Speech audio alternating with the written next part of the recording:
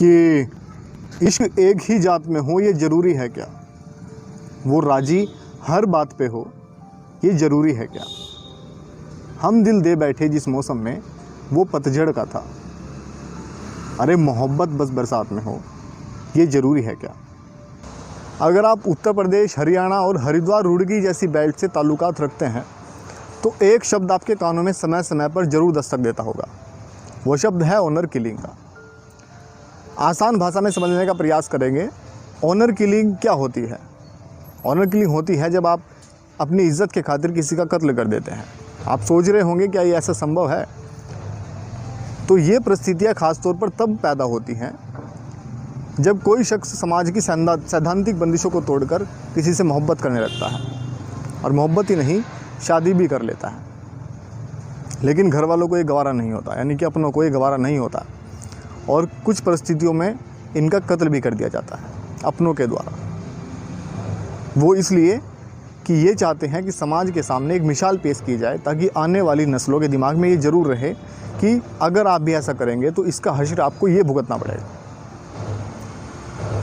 खैर, अब सवाल ये पैदा होता है कि अगर एक ही मजहब के अलग अलग बिरादरी से आने वाले लड़का लड़की अगर शादी करते हैं, या फिर एक ही गोत्र के होकर शादी करते हैं, क्या समाज उन्हें बख्श देगा? क्या उनके अपने उन्हें बख्श देंगे? अगर इन क्षेत्रों की बात कहें तो ये समाज ऐसा है कि यहाँ ये चीज़ें बेफजूल साबित हो जाती हैं। कुछ हिस्से ऐसे हैं, कुछ किस्से ऐसे हैं जो मैं आपको बताऊंगा। एक किस्सा हरियाणा का है। इस तरह की जो घटनाएं हैं आमतौर पर दबा दी जाती हैं। वो या तो पुलिस तक नहीं पहुंच पाती हैं, या फिर अदालत में बहुत कमज़ोर पड़ जाते हैं। कमज़ोर इसलिए क्योंकि जो एविडेंस होते हैं, विटनेसेस होते हैं, वो उतनी ठोस गवाही नहीं दे पाते हैं, और नतीजा ये होता है कि अपराधियों को कठोर सज़ा नहीं मिल पाती है। ऐसे न जाने किस्से हम अपने समाज में देखते हैं। तो बात हरियाणा के करेंगे कैथल की, जहाँ एक गांव में मनोज और बबली रहते थे। एक दूसरे से उनको मोहब्बत होने लगी, और मोहब्बत ऐसी कि एक दूसरे से शादी करना चाहते थे। ये समाज को गवारा नहीं, परिवार को गवारा नहीं, सब ने एक मुंह फेर लिया, यानी कि सब उनसे खफा होने लगे, और समाज उनसे कट गया। लेकिन बबली मनोज को जब लगा कि ये कुछ ज़्यादा ही बोझ डाल सकते हैं, तो वो भाग गए। उन्होंने भागकर शादी कर ली। इधर समाज के लोग इकट्ठा हुए और एक पंचायत में ये मुद्दा उठाया, और पंचायत ने अपना फैसला सुनाया कि बबली और मनोज जहाँ भी दिखाई दें उनको पकड़ के मार दिया जाए, उनको मौत के घाट उतार दिया जाए।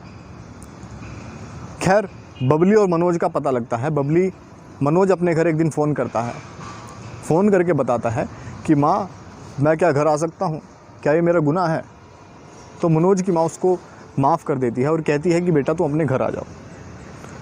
लेकिन मनोज को खतरा था कि अगर वो इस तरह घर आते हैं तो समाज के लोग कहीं ना कहीं उनको मार देंगे, क्योंकि पंचायत का फैसला यही था। पंचायत के फैसले सर्वोपरि होते हैं, मैं आपको बताना चाहेंगे। और इसके खिलाफ मनोज जाता है हाई कोर्ट प्रोटेक्शन ऑर्डर के लिए। हाई कोर्ट प्रोटेक्शन करती है इस दलील पर कि मनोज और बबली के खिलाफ खाप पंचायत ने अपना ऑर्डर दिया है उनको मारने का। तो हाई कोर्ट स्टेट गवर्नमेंट को ऑर्डर करती है, और 5 पुलिस पर्सन प्रोटेक्शन में रहते हैं। लेकिन जब मनोज पुलिस प्रोटेक्शन के साथ अपने गांव आने की कोशिश करता है, अपनी माँ के पास आने की कोशिश करता है, तो उसी बस को कहीं ना कहीं रोक दिया जाता है, और एक एसयूवी गाड़ी आती है। एसयूवी गाड़ी उन दोनों को अपनी गाड़ी में बैठाती है। उस एसयूवी गाड़ी में मनोज के, बबली के चाचा, बबली का भाई, बबली के मामा और ड्राइवर, ये सब मौजूद थे। ठीक 9 दिन बाद पता चलता है कि बबली और मनोज का मर्डर कर दिया गया। अब पुलिस इन्वेस्टिगेशन शुरू होती है, पुलिस कंप्लेन की जाती है।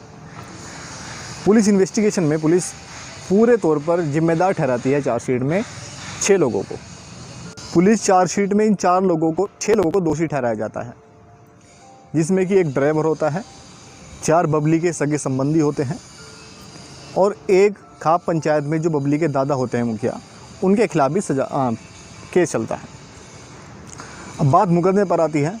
धीरे धीरे कुछ गवाह कमज़ोर पड़ जाते हैं, लेकिन फिर भी अंत में जो सत्र न्यायालय और जिला न्यायालय जब फैसला सुनाती है पूरे 33 महीने 50 से ज़्यादा सुनवाई के बाद, तो ये फैसला फांसी का होता है इन 4 लोगों पर जो एसयूवी गाड़ी में इन दोनों को बिठाते हैं और इनका मर्डर कर देते हैं। ये कुछ ऐसे दस्तावेज एविडेंस इनके साथ थे कि उस गाड़ी से बबली के और मनोज की, बबली की पाजेब मिली और मनोज के बेटा ने शर्ट मिली, तो पुलिस ने लिंक जुटा लिए थे।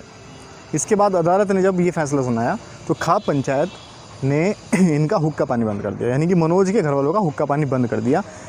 कहा गया कि जो भी इनसे ताल्लुकात रखेगा 50,000 रुपये जुर्माना उनको दिया जाएगा। और खाप पंचायत इसके खिलाफ, इस जजमेंट के खिलाफ, इस ऑर्डर के खिलाफ जाएगी हाई कोर्ट, सुप्रीम कोर्ट के लिए समाज के लोग चंदा इकट्ठा करेंगे। तो ये कहानी बाद तक चलती रही। खैर, सुप्रीम कोर्ट ने खाप पंचायत पर कुछ हद तक रोक लगाई है। ये इस रोक के बाद काफ़ी हद तक ये हालात सुधरे हैं, लेकिन अभी भी खाप पंचायत एक अहम रोल निभाती है। आज भी इस तरह की विचारधारा हमारे समाज में पनपती है और हम इसका लगातार शिकार होते आए हैं और आज भी किसी न किसी रूप में होते हैं। क्या सभ्य समाज इसकी इजाज़त देता है? क्या कानून इसकी इजाज़त देता है?